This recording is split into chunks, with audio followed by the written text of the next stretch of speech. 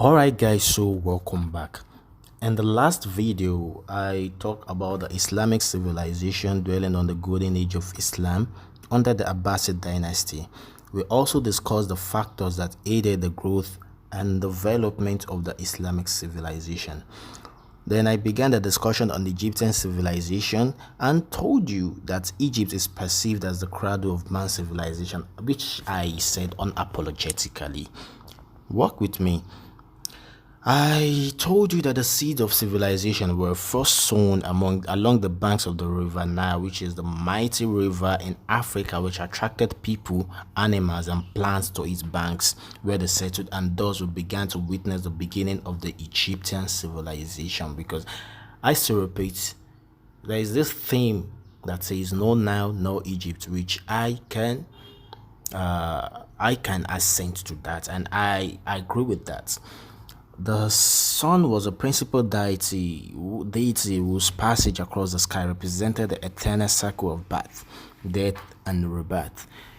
Just talking about some gods in Egypt, we'll talk about Osiris, we'll talk about Ra, Lord of the Sun, Osiris, Anubis, god of afterlife, and many, many more of Egyptian gods and deities, too numerous to mention. The pharaohs were seen as gods, divine representatives on earth who, through rituals, ensure the continuation of afterlife.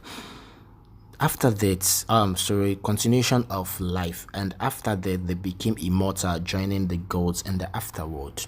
They were mostly ushered in by Anubis, god of the afterlife. The Egyptian god of the afterlife. The Egyptians also believed that the body and soul were important to human existence, whether in life and in death. The funeral practices such as mummification, just like I have said in the first video of the Egyptian civilization about some mysteries of things that are in the Egyptian civilization and Egyptian world, just like the mummification and the burial in tombs were designed to assist the deceased to find their way in the afterworld.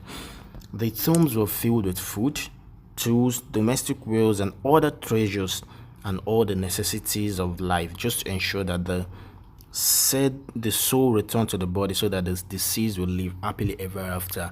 From the Egyptian civilization, it is the belief of ancient Egyptians to feel the what's it called, the tomb, the grave, or the coffin of whichever they're about to mummify and bury with lots and lots and lots of treasures, because they believe there is still life after that, to which the dead will still go to enjoy. So not to make the dead stranded in the after in his journey to the after in his or her journey to the afterlife. The grave and tomb is mostly filled with all manners of treasures, expensive ornaments, bracelets, golds, and even domestic slaves, just to make sure they pass it to the afterlife. And this is mostly seen among pharaohs, rulers of Egypt, and important personalities of Egypt. Regardless, the most imposing tombs are the famous pyramids shaped like the sacred mound where the gods first appeared in the creation story. They were incredibly ambitious projects, the largest structures ever built. The construction was overseen by highly skilled architects and engineers. Paid laborers moved the massive limestone blocks without the use of wheels, horses, or iron tools. These conscripts may have been motivated by a deep faith in the divinity of their leaders and the belief in their immortality.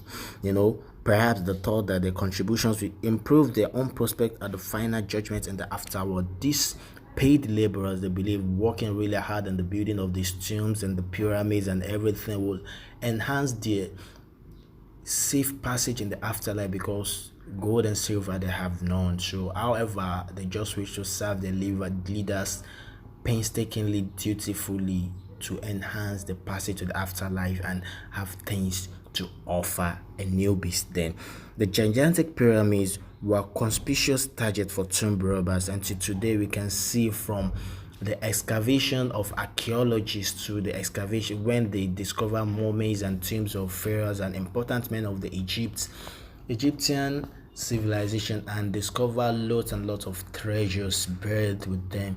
Though they still find a way to which the mummies of Egyptian personalities were still very much intact after lots and lots of centuries or even a millennia. So I'll come back to talk more about the Egyptian